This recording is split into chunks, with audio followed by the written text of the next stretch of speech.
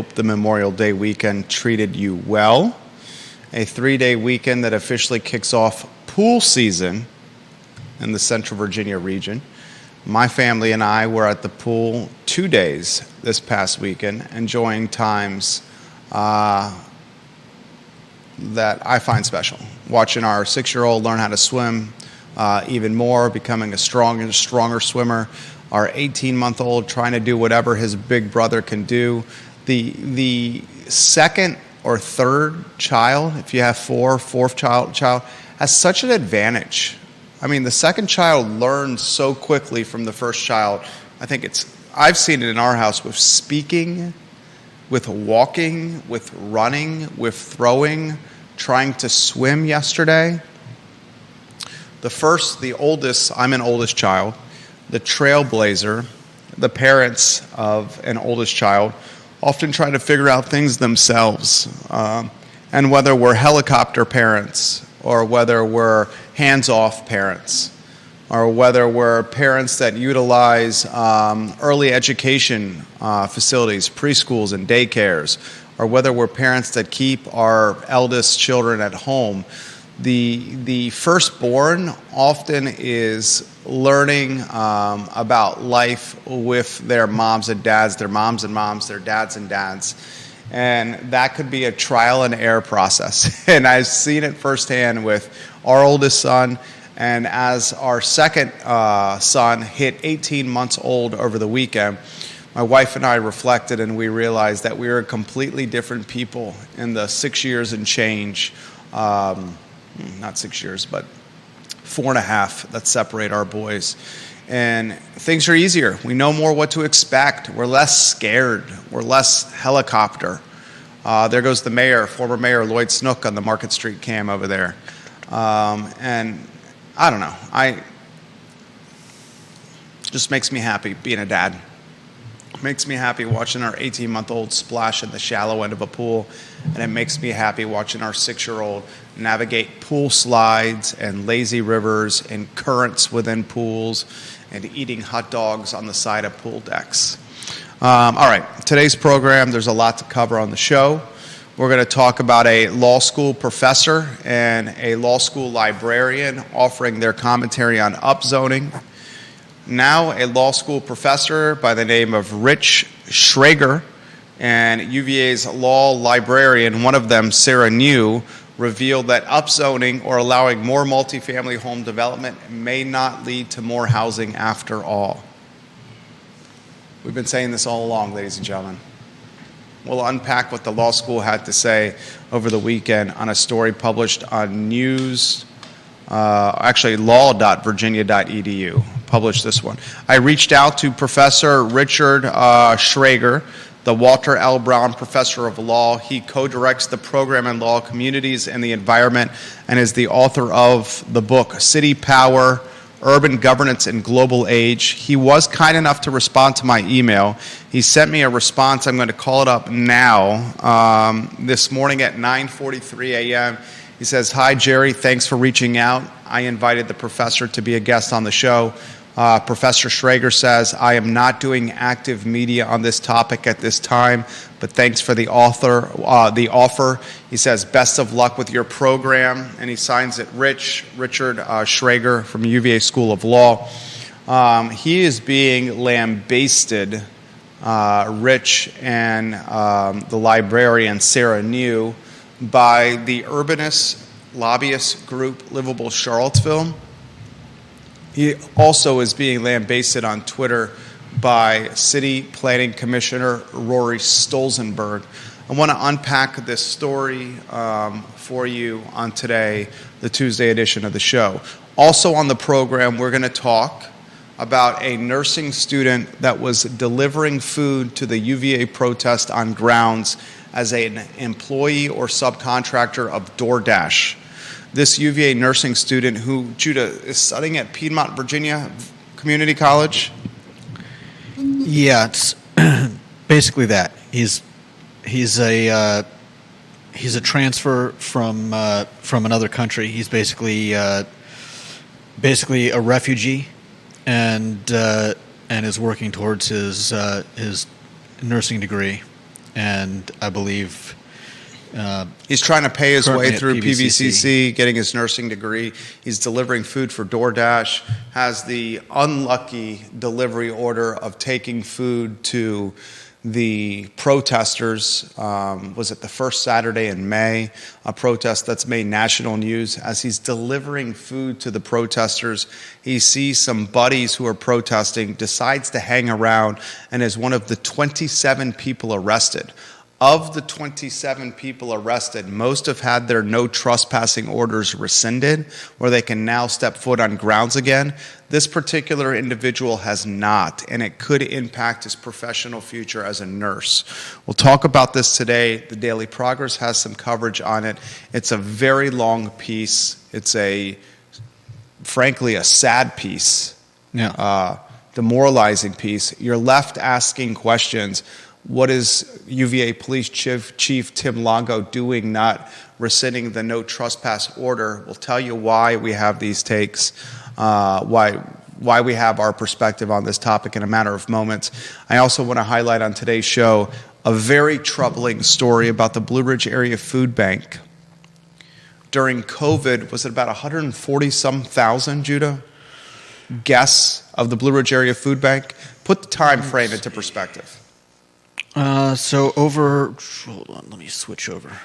All right. So through the pandemic, the Blue Ridge Area Food Bank was seeing peak of the pandemic about 146,000 guests visits per month to the food bank. That's humongous. There's 300,000 people in the Central Virginia community. 146,000 guests per month during the peak of the pandemic at the Blue Ridge Area Food Bank. And how about now?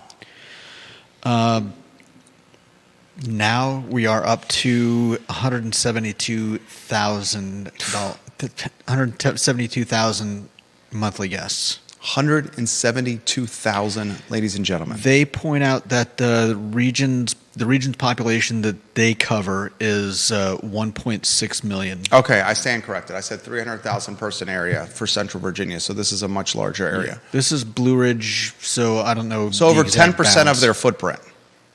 Yeah. Over 10% of their footprint, ladies and gentlemen, going to the food bank with food insecurities.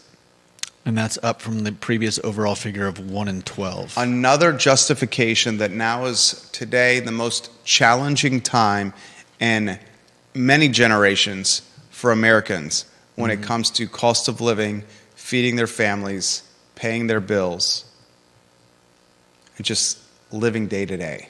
We'll talk about that on today's show. I want to show some photos of Phil Wendel's sprawling estate. It's in Benavar. It's been for sale for some period of time. He's had various price point reductions and various listing agents and new prices. Today, the asking price is $5,200,000. This house is massive. Do you have a couple of photos you can show? Give me a minute. 11,605 square feet, 7 bedrooms, 9.5 bathrooms, on 88.86 acres in the back of Benavar. This is not just a mansion, this is an estate. He's got a swimming pool, he's got multiple kitchens, he's got a pickleball court. It is one of the largest houses you will find in Central Virginia, period. Phil Wendel, of course, the founder of ACAC, the Tony and Chic gym chain that is expanding. He, of course, was the one-time founder, or was the founder of World Strides, made a lot of money with World Strides, and now is an evangelist of Central Virginia. He's got courtside seats at basketball games. He's often sitting next to a friend of the program, Ralph Sampson. He is seen around downtown Charlottesville, around our studio. We'll see if we can reach out to Mr. Wendel to get him on the program. This house is quintessential Charlottesville Georgian. We'll showcase it on today's program. I also want to talk about Coco Rachou, the bakery in Preston Plaza. If you have not been to Coco Rachou, you're missing a fantastic bakery experience. This brand was birthed at the Wool Factory next to Salvage Brewery. It's a second brand that has had success at the Wool Factory, so much success that has expanded to another location for more space, better foot traffic, and visibility. Of course, Selvage Brewery took over the roastery that was Grit Coffee, the Snowing at Space location on Ivy Road. Coco Rachou is now in the back of Preston Plaza.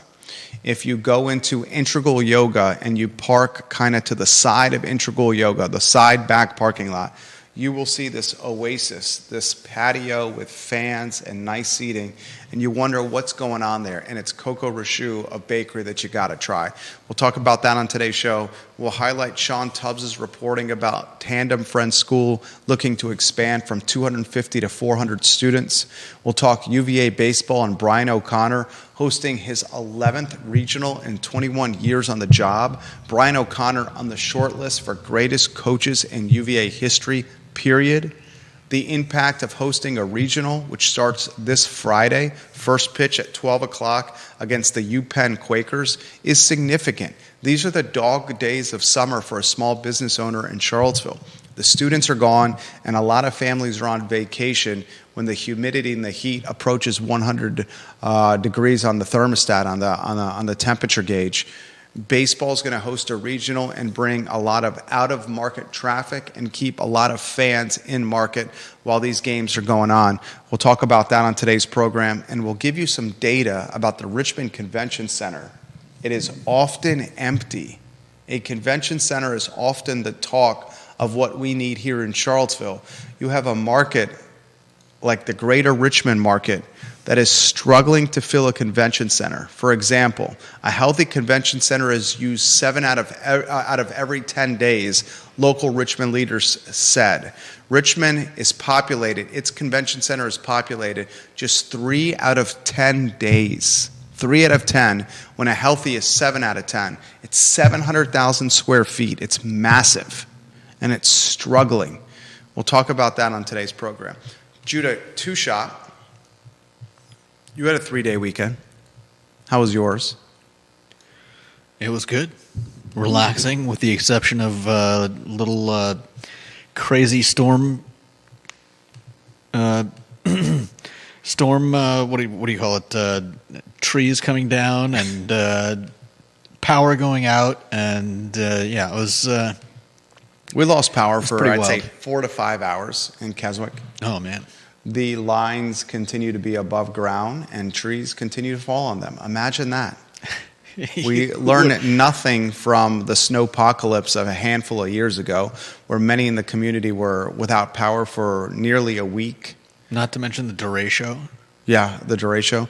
Put the damn lines underground. I know they're working on it. Travis Hackworth in Southwest Virginia will get to your comments. Kelly Jackson will get to your comments. Bill McChesney will get to your comments. Anyway, welcome back. I was here yesterday meeting with Nate Kibler to discuss the new show he will launch on this network next Tuesday at 2:30 p.m. We will be debuting a new show thanks to Nate Kibler. He will offer those details. We're currently building the brand and excited to expand our audience. John Blair, I'll get to your comments in a matter of moments. Sean Tubbs talks about private school expansion. Kelly Jackson highlights that her daughter's going to be going to Tandem Friends. Sean Tubbs asked a very clear-cut question in his community, Charlottesville Community Substack. He says, we should all follow this phenomenon. Keep track of the private schools and the increased enrollment across the Commonwealth. We know this, the Miller School's expanding enrollment. We know Tandem Friends is expanding enrollment. I believe the Field School is another one expanding enrollment. Private school, there's Lloyd Snook right there. Private school enrollment expanding left and right, but that's a topic for later in the program. Why don't we get to the UVA faculty story? J-Dubs. The professor Richard Schrager and the librarian Sarah New of the UVA Law School have highlighted what they think the impact of upzoning will be on the Charlottesville City 10.2 square mile area. And what they've their conclusion in a nutshell is upzoning is not really going to create price stability. The opportunity to create more dense housing is not going to stabilize prices in Charlottesville. And I think they noted that a curious fact was that the I don't know if I'm putting this the right way, but the previous zoning before this current round of new rezoning, the zoning before it was changed hadn't been fully utilized. Oh, 100%.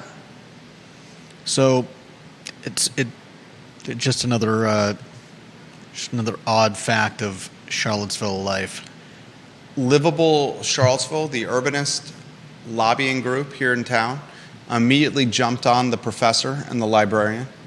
Planning Commissioner Stolzenberg jumped on the professor and the librarian. I could see it from the other people, but it surprises me coming from Rory Stolzenberg, because these are like facts that they're. I mean, obviously, facts can be disputed, but these people, it doesn't sound like they're out to like lead a narrative. They're trying to understand better what's going on in this area, and they're just offering their commentary. Yeah, their perspective. No one has a crystal ball. And I respect Commissioner Stolzenberg quite a bit. He's come on the show. Smart guy. Rory, I respect you tremendously. To have an appointed city official jump on a law school professor for offering his commentary, I find a bit startling. Yeah, I do too. Just put it like that. Ginny, who's watching the program on Twitter, she said homeschooling and hybrid numbers are increasing as well, fellas. Thank you, Ginny Who, for watching the show. We'll get to that school story in a matter of moments. Look, I put it in a nutshell. I've said it so many times on the show. We were one of the first to say it on this program. Deep Throat was one of the first to say it on this program. John Blair, who's watching the program, was one of the first to say it on this program, one of the first to say it on his social media channels. Upzoning is going to have little to no impact on creating price stability. It's just going to make the dirt more opportunistic and expensive. And when that dirt is more opportunistic and expensive, the investor, the person who purchases the dirt, is going to expect more return on investment. And when they do that, they're just going to charge a higher price. Yeah. It's not going to have an impact. We are now 6 months into it. What impact has it had? You had a ranch in the Lewis Mountain neighborhood sell for $1 million because of upzoning. Was it Luke Cole who had the listing? Okay? It's just not going to have an impact, folks. And I think we need to put this story behind us. Another story I would like to see put behind us is this UVA protest. What I'd like to see from the UVA protest is the following. Let's learn from it. Let's never militarize the state police and pepper spray students again. Let's give students a little leeway when it comes to freedom of speech and their right to protest. Let's not stigmatize and enemize the police, make them look like enemies. And let's consider the forest through the trees. Okay?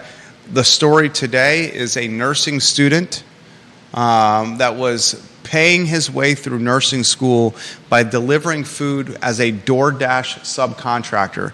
This nursing student drives up to the protest in his personal vehicle, delivering food for DoorDash. In the process of delivering the food, he sees a couple of his buddies in the protest and says, "Hey, buddies, what are you doing here?" They're like, "Well, we're protesting what's happening in Palestine and in Gaza." He's like, "Oh, I'll hang out with you, buddies." And he chooses to hang out this nursing student DoorDash delivery driver at the protest, is one of the 27 arrested. He still does not have his no trespassing order lifted. Is he the only one that doesn't have the NTO, the no trespassing order, in effect?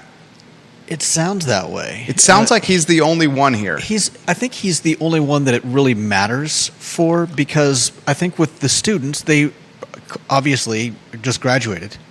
Well, they just graduated or they have summer break. Yeah. So they're leaving for the summer. This particular individual who we're talking about is looking to do an internship in the summer. An externship. Externship, thank you. With UVA Health. He's got to do an externship, and he's at PVCC doing the nursing program, and he needs the externship, or he needs some type of internship or externship over the summer. And if he can't get on campus, On grounds. then he can't do the externship, and by the time the NTO is lifted, he'll have graduated from the PBCC nursing program, and it will no longer be it'll be too late. And it just seems like a shame. The interesting wrinkle of the story is the man's race is coming into play here. Yeah. The Daily Progress is covering this storyline. The Daily Progress has a line, Jason Arnesto, or I think his name is. What's the author? Can you read his name in the byline at the top? Yeah. I want to make sure he gets some props because he's doing an excellent job. Jason Armesto. Okay, spell it for me. ARMSMESTO. Armesto. Okay, Jason, well done here. He has a line in this article where he says the Daily Progress is not going to release or announce this man's country of origin for safety fears. Yeah. Do you have that line you can read to us? Let's see. And it leads us to believe, the casual reader of this story, that this nursing student to be. Yeah. What's the line? He originally hails from a Middle Eastern country, the name of which the Daily Progress is withholding due to concerns its government may seek retribution against his family. So you would imagine he's from. I'm not gonna guess. Okay, fine. I mean, there are a lot of Middle Eastern countries. That's fine. Let's not. We're not going to. We don't know why they would want to. We're not going to speculate here. But the storyline in this article, and it's so unfortunate, is this guy has a no trespassing order that has not been lifted. He's Middle Eastern. So, of course, the conclusion is his no trespassing order is not being lifted because of his Middle Eastern origin. Yeah. Right? I mean, that's the only thing you can really. The article even says the folks that petition, other folks petition to have their no trespassing order lifted. And one of the individuals quoted in the story even said, when petitioning Longo to have the NTO lifted, this particular individual that did the petition said, I thought what you did was terrible. I thought what you did was absolutely horrible, Tim Longo. And gave reasons why Tim Longo made the bad move, and they still had their NTO lifted. Yeah. And this student that cannot go on grounds right now, the Middle Eastern nursing student, is basically saying, if I can't do this work, I cannot be a nurse professionally. Mm-hmm. It's a terrible situation. And it's a situation you don't want law enforcement in. Yeah. And this guy's got top grades. He's won PBCC's Distinguished Student Award, highest student honor presented by the school. And for whatever reason, he's continuing to be denied, release from the NTO. And there's a teacher that even offered to... Listen to this. A law school professor. Yeah. A law school professor was so compelled by this story, and you're putting lower thirds on screen, right? A law school professor was so compelled by this story, she wrote to Tim Longo, the university police chief, and said, I will accompany this nursing student to and from his externship and be with him at all times.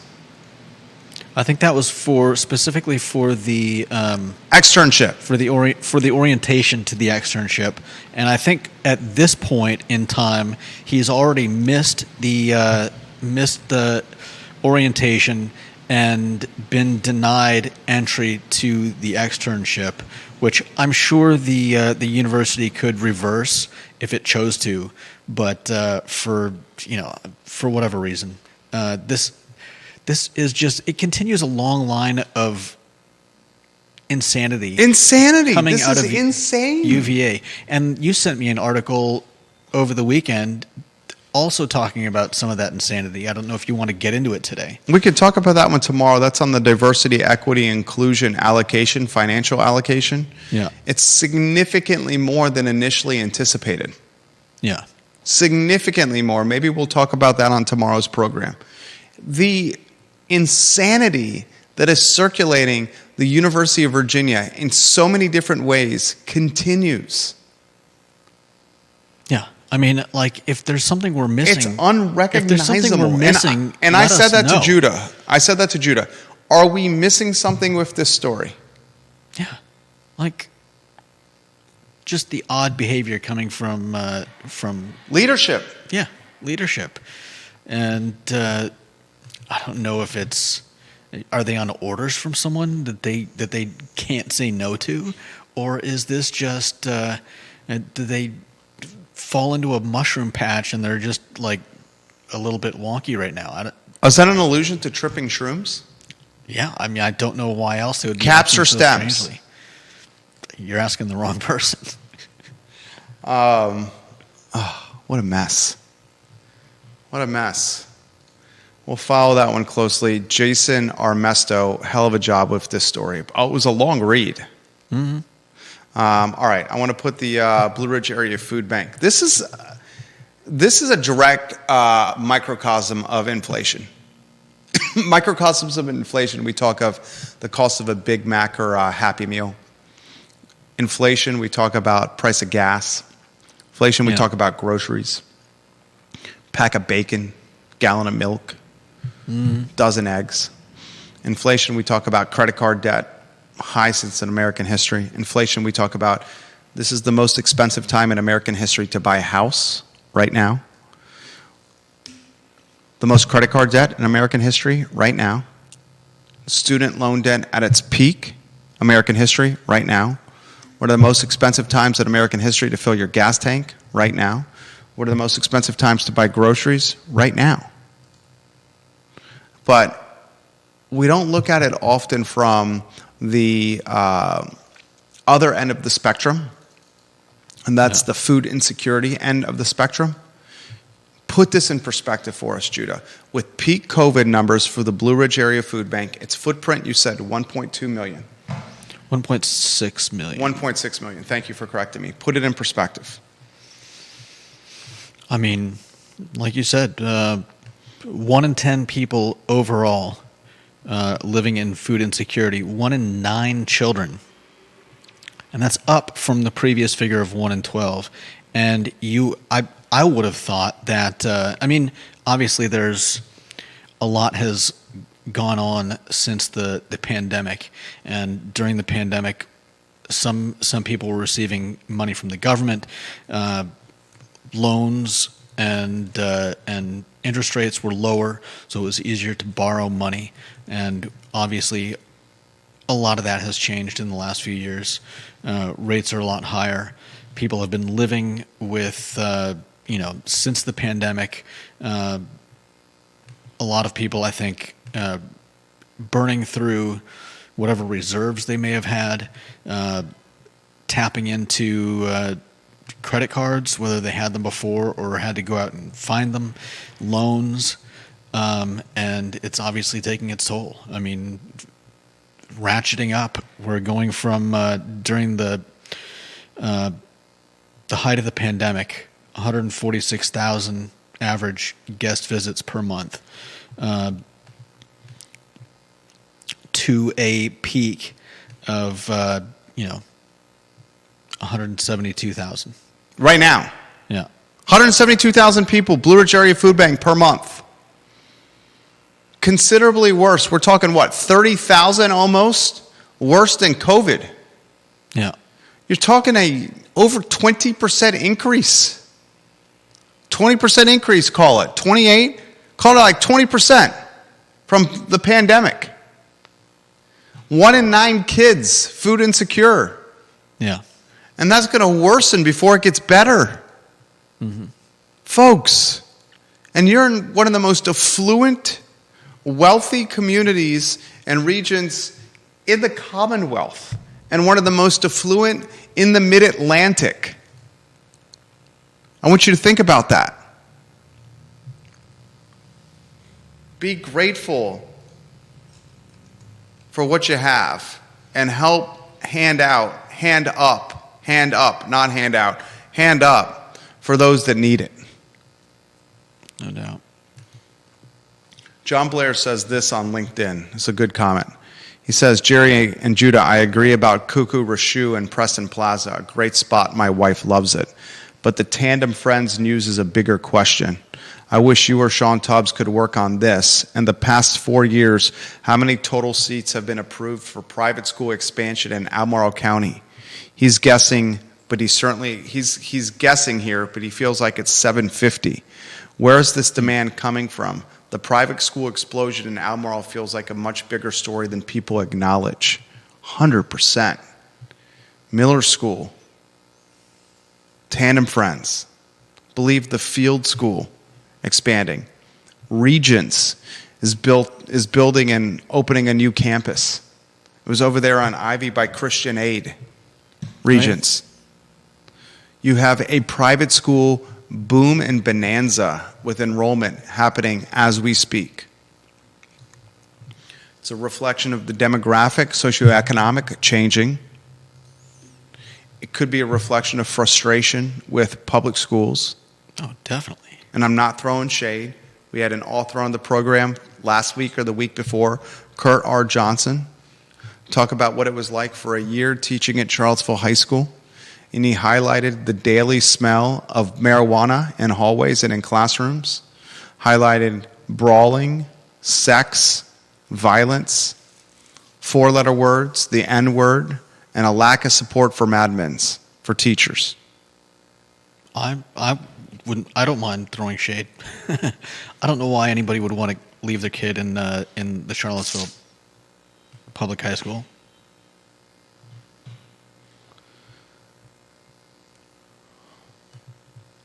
I'm going to leave that one alone.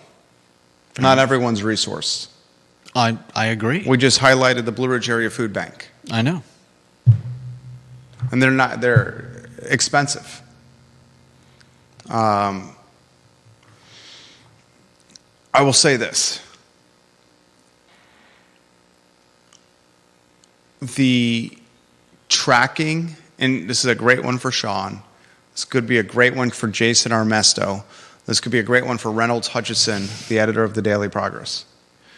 A profile on all the private school expansion and how you tie it to would be maybe permitting, the permit approvals or the permit requests for buildings and infrastructure. For example, Tandem Friends School is looking to jump from 250 to 400 students. 250 to 400. They want to increase enrollment, which would give Tandem flexibility in their future planning. How you perhaps can track the private school enrollment boom or bonanza is the private schools themselves seeking permits for building expansion. And I bet what you would find is it's many of them. Mm-hmm. And then what you have to ask yourself is, does that mean the public schools will see a drop in enrollment? And if the public schools see a drop in enrollment, they will see a drop in funding. And if they see a drop in funding, how will that impact the public schools moving forward?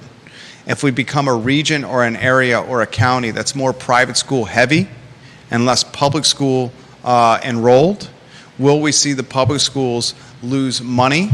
And if they lose money, how will that impact capital improvement projects, retaining quality teachers, improving curriculum? This is a direct cause and effect that should be followed. That's why we wanted to talk this Tandem Friends storyline today. Next headline, if you could put on screen, would be the Richmond Convention Center. How many times have you heard, Judah, as you put that lower third on screen, how many times have you heard folks in this community say Charlottesville needs a convention center? Charlottesville needs a center to attract Fortune 100 and Fortune 50 and Fortune 200 businesses in the middle of the week. We don't need help attracting businesses on the weekend because we have the weddings, the breweries, the hiking, the music, downtown Charlottesville, UVA. People come for the weekends. What we need is to fill the hotel rooms Monday, Tuesday, Wednesday. And how you do that is a convention center. We hear it all the time in Charlottesville. Charlottesville, Albemarle, they need a convention center where we can go after midweek business. Well, this puts things in perspective for you. The Greater Richmond Convention Center is busy. This is startling right here. Is busy 3 out of every 10 days. The remaining 7, it sits empty. a 700,000 square foot regionally governed complex on North 3rd Street. 7 out of 10 days, this convention center is empty. A healthy convention center is used 7 out of 10 days. Richmond's is 3. If Richmond, that has an airport that attracts more routes, more inbound and outbound routes, has a larger baseline of businesses, big businesses, has perhaps better proximity to roads and interstates and travel, and has more hotels. If this is keeping its convention center busy 3 out of 10 days, would the Charlottesville one beat that? Can it really beat what Richmond's doing performance-wise? And I don't have that answer. I'd love to see a convention center in Charlottesville. Huge proponent of Charlottesville. I would love to give local leaders an opportunity to solve the convention center and see if they can keep it full. But I'm just letting you know, a cop that's 50 miles from here, Richmond, is busy 3 out of 10 times. And that ain't that busy. That's in the Richmond Times-Dispatch today. Next headline, Phil Wendel Sprawling Estate. Put that lower third on screen. And how about you flip through the photos? Let us know when the photos are on screen so I can give the baby blue jay outside of the studio is just the toast of Market Street and passerbys right now. Fabulous Esquire, Kathy Albino, is looking out the baby blue jay over here, right off Market Street KM View. You got Phil's photos on screens? Just about. This guy's the owner of ACAC, founder of World Strides. This dude's got a house that's listed for $5,200,000 with Jim Faulkner of McLean Faulkner. It is 7 bedrooms, 9.5 baths, 11,605 square feet on 88.86 acres. It's got 3-car garage. It was built in 1991. It's got a swimming pool, a pickleball court, multiple kitchens. The monthly mortgage payment, according to Realtor.com, is estimated at $33,000 a month. This is going to be an all-cash buyer that buys this, not someone who puts 20% down. The taxes on this property per month, just the taxes alone, taxes per year, are $46,207. I mean, it's a beautiful house. It's a brick Georgian. You rotating the pics? Yep. This is an estate. He's tried to sell this house off and on for years. Different brokers, different agents, different prices, pulling it on and putting it back on the market.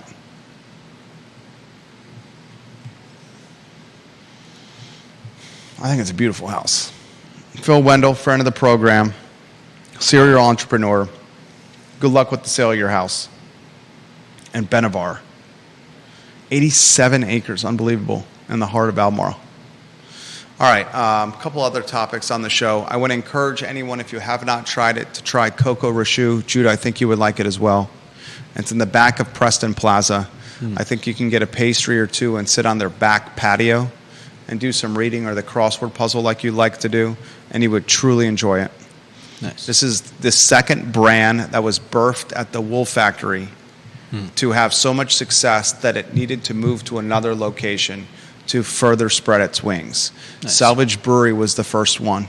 Salvage Brewery birthed at the Wool Factory, now at Ivy Road, in the old Snowing in Space Grit Coffee location, across from the Boar's Head. Cocoa Rachou birthed at the Wool Factory, now at Preston Plaza. It's pretty awesome. Locally owned and operated. Give it a whirl. I'll talk baseball. This Friday, first pitch, UVA against the Penn Quakers in an NCAA regional. Brian O'Connor's been on the job for 21 years. And those 21 years, he's hosted. Now, he's been a part of more, but he's hosted 11 regionals in 21 years in Charlottesville. Jerry Ratcliffe reports this. There are 300 Division I major college baseball programs. Only 5 of those 300 programs have hosted 11 or more regionals over the past 21 years. 13 for Florida, 13 for Florida State, 12 for LSU, 12 for UNC, and 11 for UVA. I'll give you the number again. 13 Florida, 13 Florida State, 12 LSU, 12 UNC, and 11 UVA. That's hosted regionals. UVA is the top seed. They're 42-15. First pitch, 12 o'clock Friday against Penn, 24-23. Mississippi State at 38-21, and St. John's 37-16-1, also in this regional. There goes David Thomas, one of the partners of Mickey Hamlin right there, always dressed to the nines.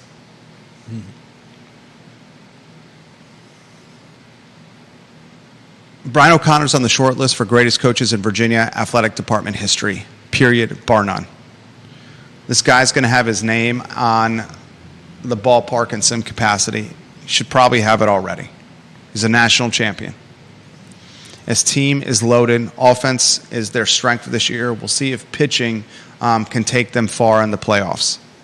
I think we should highlight that Brian O'Connor's impact is not just on the diamond. O'Connor's impact in the dog days of summer when families are traveling and when the students are not in town is an impact felt with the local economy. You see Davenport, Disharoon, it will be packed this entire weekend. He's going to bring fans from St. John's, Mississippi State, and the University of Pennsylvania, and he's going to keep fans who would otherwise travel in town. The businesses on Ivy Road and those near the stadium are going to be the beneficiaries. O'Connor having an impact on the diamond and having an impact on the local economy. And he does it the right way. Brian O'Connor, a good man. Anything you want to add to today's program, Judah Wickhauer? Anything we're missing? Bill McChesney, we appreciate you watching the show.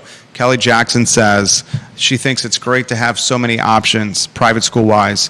Her kids have been to most at one time or another, and they all offer great education, but in different ways. They all have good qualities. That's from Kelly Jackson. She highlights the fact that the baseball team is going to have an impact on her business. She owns, I believe, 17 Panera Breads in the Commonwealth. Bill McChesney says hazing at Albemarle and the school board controversy. Charlottesville High School had the riots and the narrative in the book that we covered. He says, of course, the public school enrollment is going to drop because of these things. Travis Hackworth in Southwestern Virginia says the Richmond Convention Center is used 3 out of 10 days. Hotel rooms are lacking, and it's only going to be exacerbated by the potential casino in Petersburg, Virginia, should their referendum pass, which will offer more all-inclusive entertainment, convention space, and lodging in one spot with package deals. Travis Hackworth says the city and surrounding localities spend $11.5 million a year out of the region to pay off the center's bondholders, and that the city pays another $2 million to make up the center's operating deficit. It's possible, perhaps likely, that the convention center is actually a drain on the local economy of Richmond. Great comment from Travis Hackworth right there.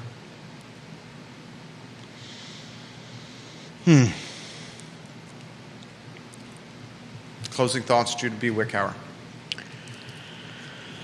The Afton Mountain Renaissance Project is kicking off, and we could soon see the what would you call it? The mess up there. The Afton Mountain property actually start to be developed. I'm excited to find out where that goes. Phil Delaney's property? I think so, yeah. Ginny Who says it's a pain in the you-know-what to park at that Richmond Convention Center. I'm not surprised. God, wouldn't that be crazy if, as Travis highlighted, the convention center in Richmond, is it a drain on the local economy? Is it actually a drain? That's a story to follow right there. Interesting. That's the Tuesday edition of the I Love CVille Show. Judah Wickhauer, Jerry Miller, Real Talk with Keith Smith on Wednesday, and a new show launching on the network starring Nate Kibler next Tuesday afternoon. Thank you, everybody, for joining us. Enjoy your afternoon and so long.